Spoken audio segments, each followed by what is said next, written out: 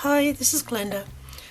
In my last video I said if anybody would like to see what I've been doing with my fuse tool, I'm happy to show it. So one person took me up on it, so encouraged. Here I am. The fuse tool, as anybody who's looked into them knows, has two heads that you can change. So for this part we'll look at the wheel head, which is like a bit like a dressmaker's tracing wheel, only smaller. And if you want to make a card, or a pocket rather, that you're dividing up and not cutting, that's the tool you'll need, and I don't have anything else in my arsenal that will do that. However, for the other sort of pocket where you're cutting it as well, part of this video is a comparison of the different hot tools that I've got and tried. So for some of my stamps I've made divided pockets, and time will tell whether they stand up, but at the moment they're fine. So that's a practical use that I've been doing with it. So then if you want pockets that are inset into your card, so that you know, they're traditional shaker pockets, you're going to want to use the wheel tool because you need something to stick down. So what I've been doing is just using a marker to work out the approximate size I want. So I know I want it to be smaller than my card front and bigger than the opening, so just put a little mark just with a permanent marker. And then sometimes it's a bit hard to see through the slot, so you can just use a ruler or the outside edge of your guide and just slowly and steadily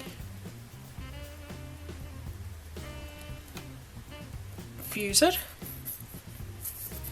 Now this particular pocket is already enclosed on those two sides, so I don't need to fuse the other side, so there's no point in stressing about that. And I'm just going to use scissors rather than change the heads on it to cut, and just snip off the edge so that I've got a bit left to stick with. I'm going to put some it's Tombow Extreme container with the Stampin' Up! Fast Fuse refill because they're the same. So I'm going to try and get my little cat into my pocket.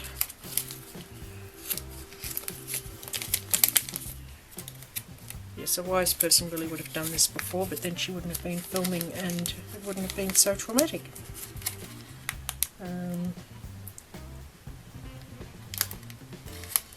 Okay, here's my meerkat. So then I'm going to put some sand in my pocket, which I literally stole out of the grandkids' sandpit. So then we're just going to seal it closed at the top.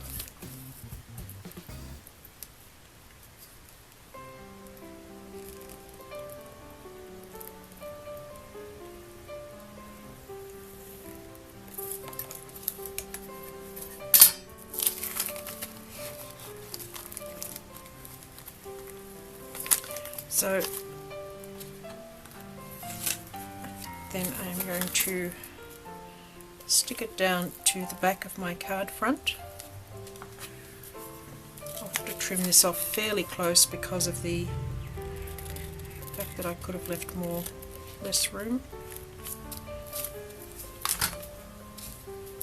Or I could even fuse it again if I want to make it a bit shorter. I might do that.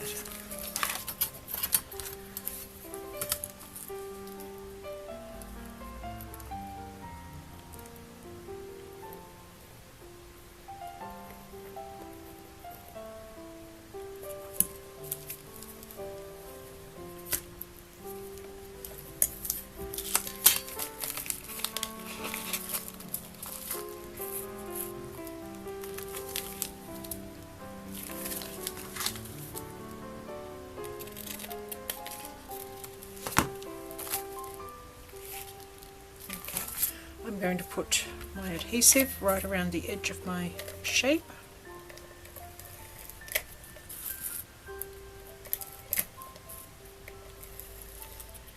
You probably want a fairly strong adhesive because with sand in this pocket it's actually moderately heavy for a card.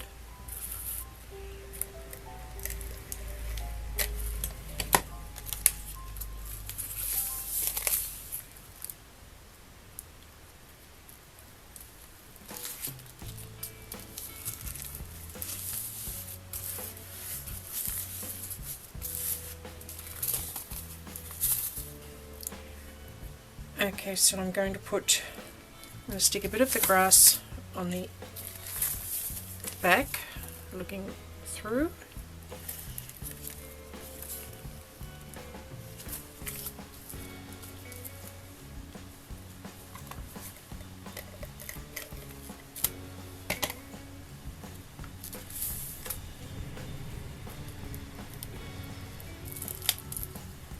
I'm just going to put a bit of sticky tape out of sight. Oh, I can't get to it because of the tripod.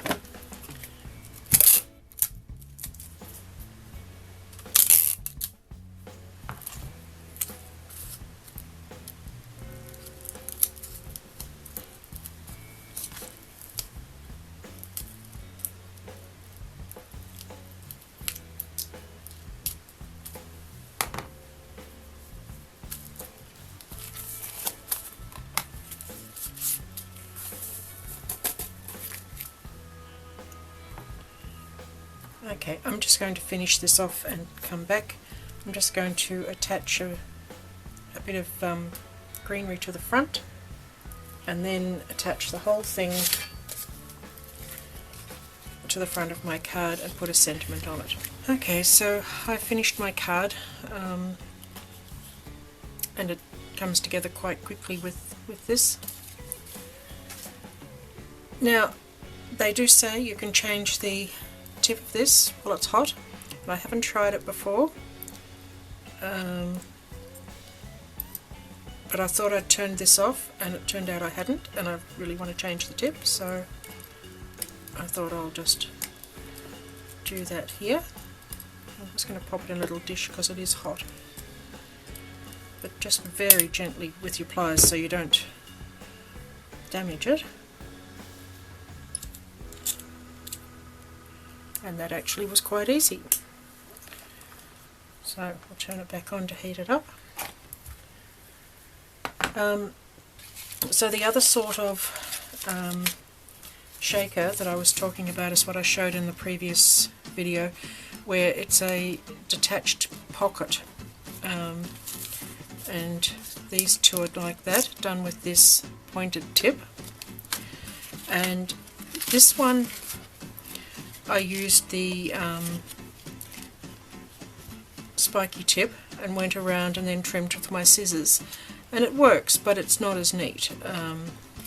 So having done one like that, I'm doing it this other way, and all you want is something to trace around. People have been using cookie cutters. I'm using my die.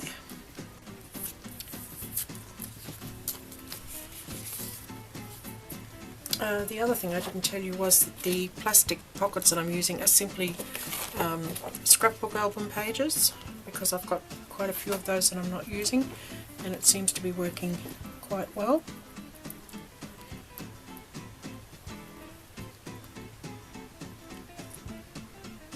So I'm just going to trace inside my die.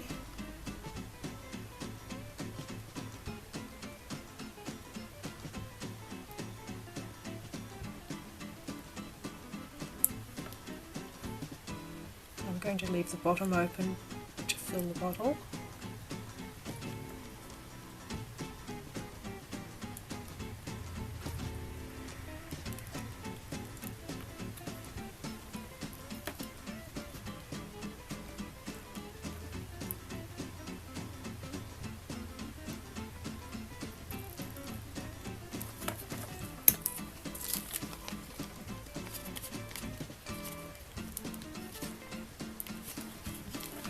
For some reason it's not cutting as well.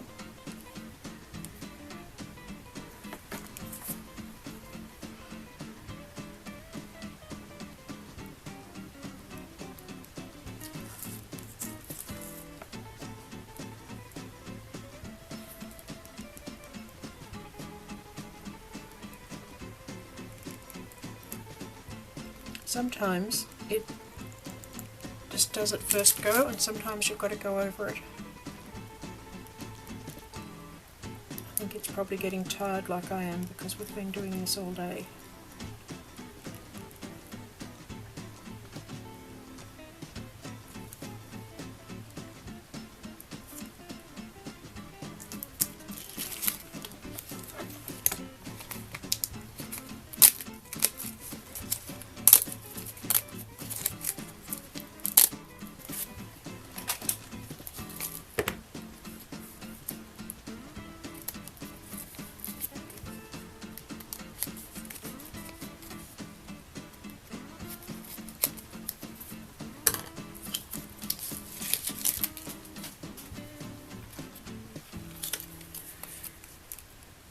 Okay, now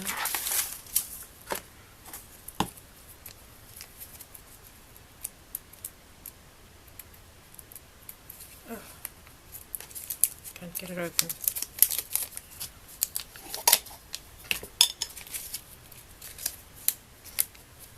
Filling it is one of the trickier parts.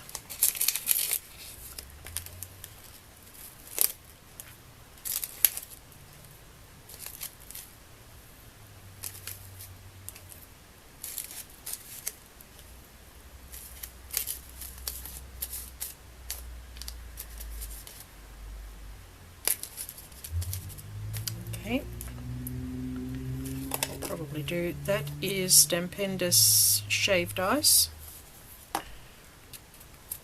which I like the look of to fill the bottle.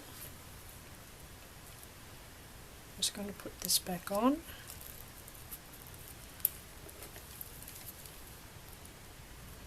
Seal off the bottom.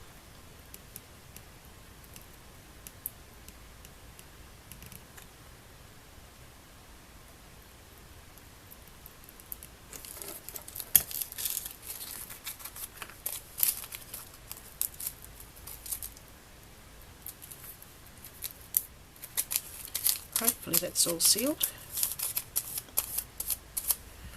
and that's making a freestanding pocket. And then you just put it on the card. I just put adhesive behind it because I'd filled the bottle. There was no problem with just putting some sticky on the back. And I think for this one I put a little bit of sticky because I tucked the dome in to the stand, so I put a little bit of sticky under here, and I put some Pearl Effect stuff on the top here for the handle, so I just put some sticky under there, and the rest is just so I'm testing my soldering iron for this fusing. It's not going to be any use for fusing pockets because it does cut it because it's so hot, and it's not got the little notches. It's just it's almost like a little screwdriver blade to look at. And this one is, or we're on 240 volts here, but it's 20 watts. So I suspect this gets a lot hotter than the fuse tool, and this just purrs through the plastic. It really does.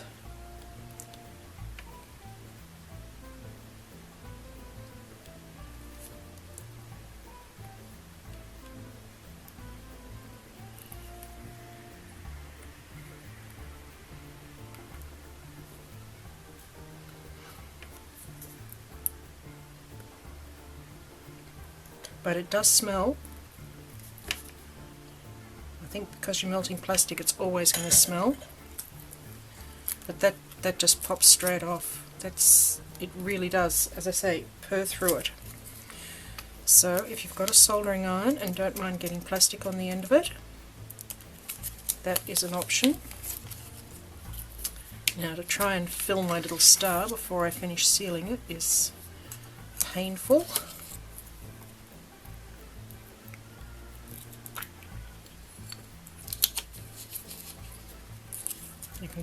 Well, I don't know if you can see it, but I can see the fumes burning off it.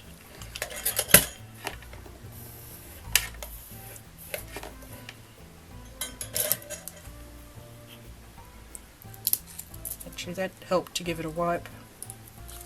That's just a damp sponge that sits in the holder for the soldering iron. So, oh, this one was easier. I left it a bit more open than the last one. This one that I just made, I really struggled to get my glittery stuff in there. So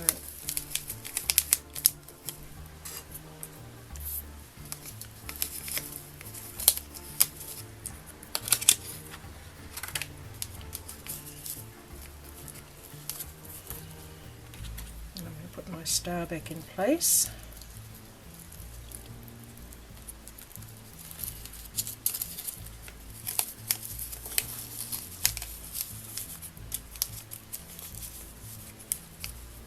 At least I'm going to try to.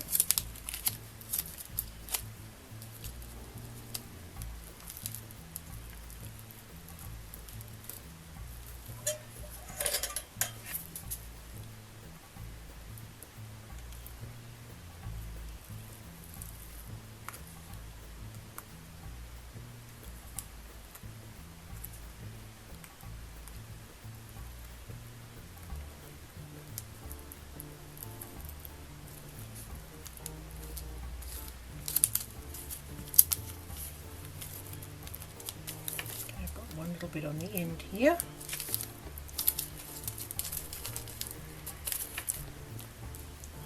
A little bit there.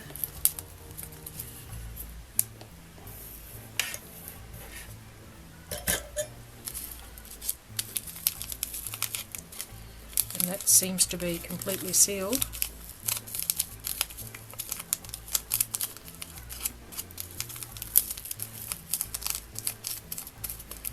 So that's my two done with my soldering iron. This time I have my old wood burning tool, and I have only just spotted that it does have the wattage on it, and it is 30 watts. I found it more difficult to control. It's how would you describe that point? It's sort of just an angled oval, and I've only got the 1 point for it. All these things supposedly come with multiple points, but when I get them they only ever have one. So it did the job again. As I say, it seemed to be harder to control.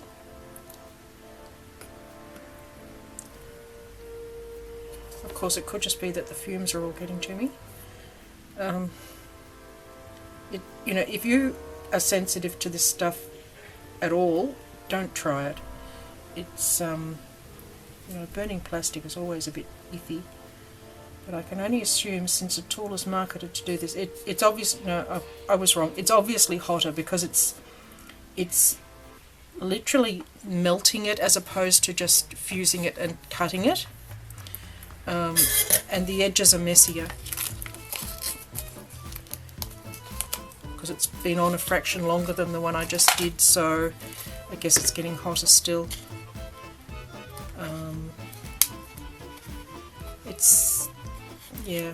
It's really easy to slip with it.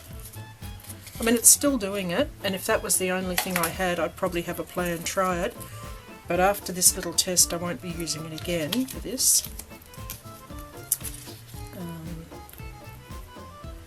Just need to trim this so I can fill it.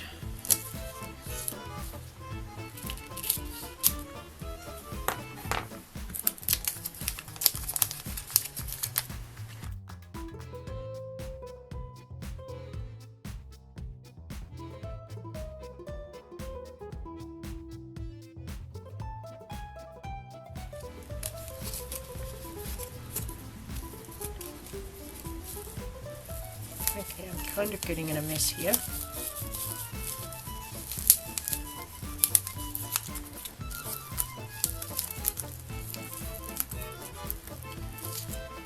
Get this sealed before it all escapes.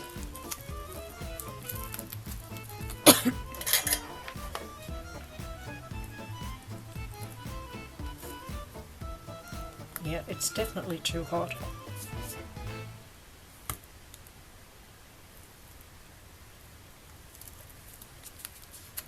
It just wants to go skidding across.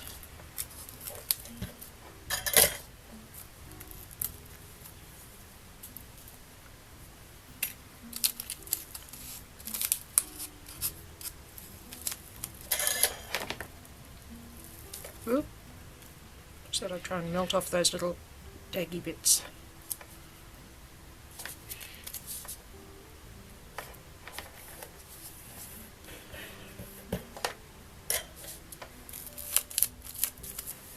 Okay, so my last try is with this Hot Fix applicator wand for doing beads, and it's 6 watts, which is the same as the fuse tool.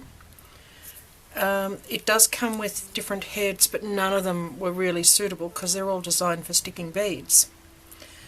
So it worked, but it's certainly not something I would grab to do this, except that it lives on my desk, so I suppose that makes it grabbable. But sometimes it's taking a couple of passes to get it to actually cut the plastic. And I've got a bit of slippage going on here because it's not really quite hot enough, in my opinion. It's harder to hold. So that, yeah, see, that hasn't gone through.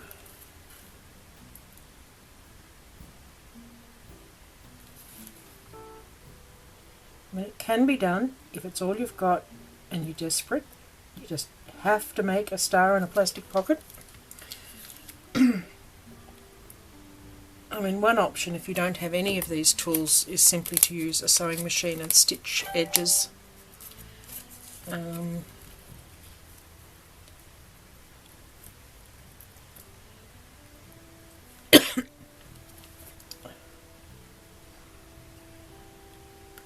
I don't know whether I'm getting used to the smell or if the lower temp ones just aren't as smelly.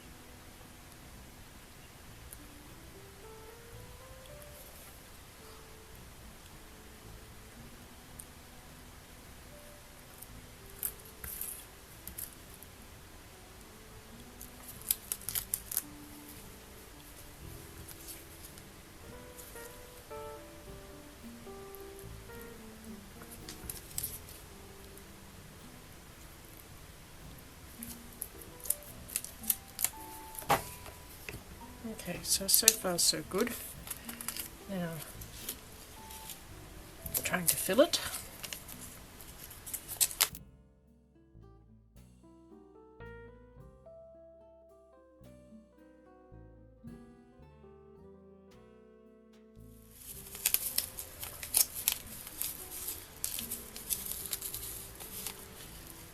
Okay, get this back on.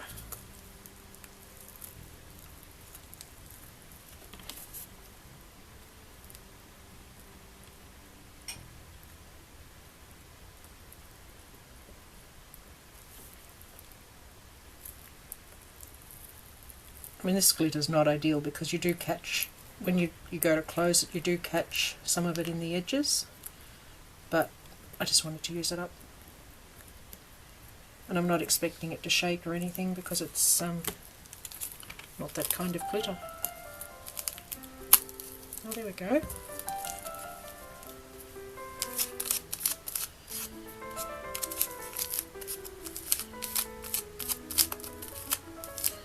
So it has worked, and it's not a bad finish. There's my 2 goes with that tool, and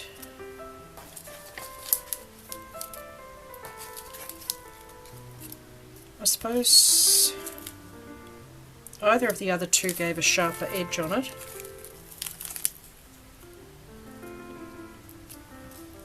I'm trying to remember which ones I did first now. Well, anyway, watching this you'll be able to tell the... I'll see again, maybe the ones I did off camera simply worked better. But those 2 are quite sharp, and probably the pink one's best. I think that was the soldering iron. I think this was the wood burning tool, and it's kind of where I couldn't control it quite right. It's not great. It's got some sort of jaggedy bits. That one is pretty good. Yeah, I would say out of those 3 tools, the wood burning one, the soldering iron came up best. But it is possible to make this kind of pocket with tools that aren't the fuse tool. So just for comparison, I'm going to do the same star with the actual fuse tool, and I've got the pointy thing in the end. Okay, so I want to leave, I have to leave 3 open to be able to get things in easily.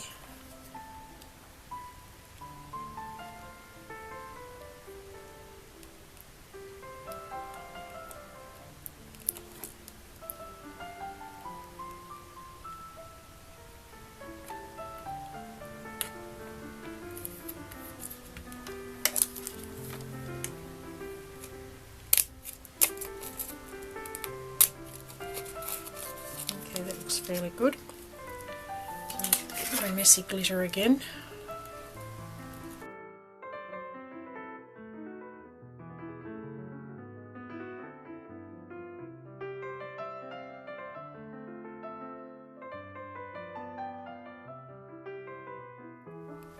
And we'll try and catch it before it escapes.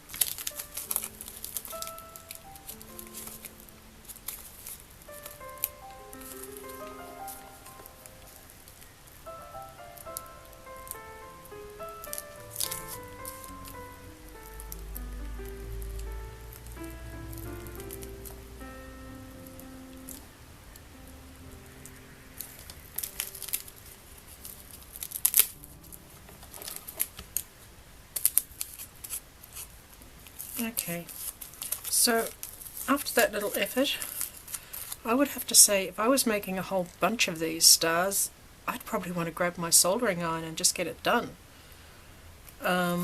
Which was a surprise. I wasn't expecting that to be the outcome after all this, because I had done the earlier mason jar ones and was quite happy with how the fuse tool coped.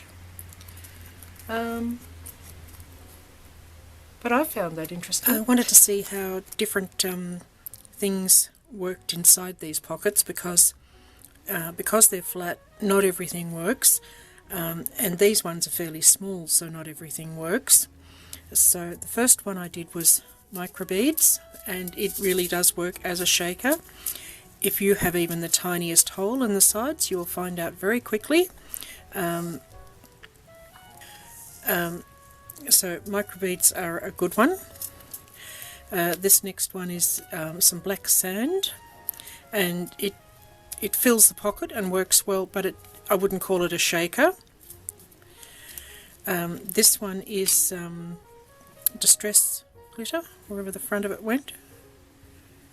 Oh, it's well hidden. Antique linen distress glitter. So it's a bit chunkier than normal glitter. But what all the glitters tend to do is stick to the front of the pocket. So you couldn't mix that with anything, because you'd never see anything but the glitter. And it's done it on both sides. And again, it's not really a shaker, but it does fill the pocket quite well. Then I tried seed beads, and I couldn't get any more in it than that, because they started coming out as I tried to put them in. And so that's, it's an interesting look in the pocket, but I think the microbeads possibly were better. Then this one is gilded fragments from Stampendous, and I thought I'll use them up, because when I ordered them I thought there was something different.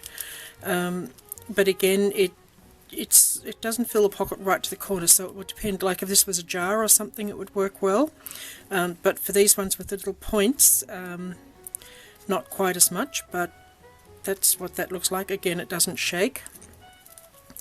This one's just ordinary cheap glitter and not a shaker, and again it's going to stick to the sides a bit, which you can't really tell, but as far as filling the pocket goes, that worked really well, and that's a pretty glitter, that one, just cheapy one. Then I tried, these are just little stones. They've got holes in them. They're for threading. They shake a bit, and once they're on a card they would shake. I think with any of these slightly heavier things they put a bit more pressure on your joins, so if your joins aren't super solid they could burst out. The most vulnerable part on these seems to be this joint in here. That's where I tended to have most of the faults, possibly because I would lift the pen to come round or something, I don't know. The other thing I found myself doing, as I made more and more of these, I found I was pressing harder and harder, and that was wrong. It's a firm pressure but light, steady, not too fast, so making a whole lot in a row wasn't so great. But that would be an unusual thing to do. Sequins, again, in a bigger one these would shake, but that's a bit full for them to shake in this, but they work well. Again, with this pointy one, they don't really get out to the points completely properly, but I don't think that particularly matters. And some little tiny buttons, which will shake under the right circumstances. Again, I think they're going to put a bit of pressure on the edges, but that's what I came up with. So glitter on its own I think works. Microbeads you could mix in with things, perhaps with some seed beads and sequins, and so things that have got a little bit of weight and a little bit of slipperiness to them are the ones that are going to shake, and the ones that are fine, like the glitter and the sand and that, are going to fill the pocket. So depending what shape the pocket is, that's where I got to with what to put in them. It's officially getting dark. I have spent all day playing with the fuse tool and making this video, and then I've still got to edit it. I hate to think how long it's going to be. I have turned all my samples into cards, and so none of my stars have been wasted. The glitter one did start coming apart a bit, that it's oozing a bit, so I've got to try and patch that up, but just on one side, so you know, the fine glitter is, if there's a teensy tiny hole it's going to come out. I hope this has been useful, watching me with what I've been learning about the fuse and alternatives for it. And yep, I'm ready to call it a night. So thank you for watching.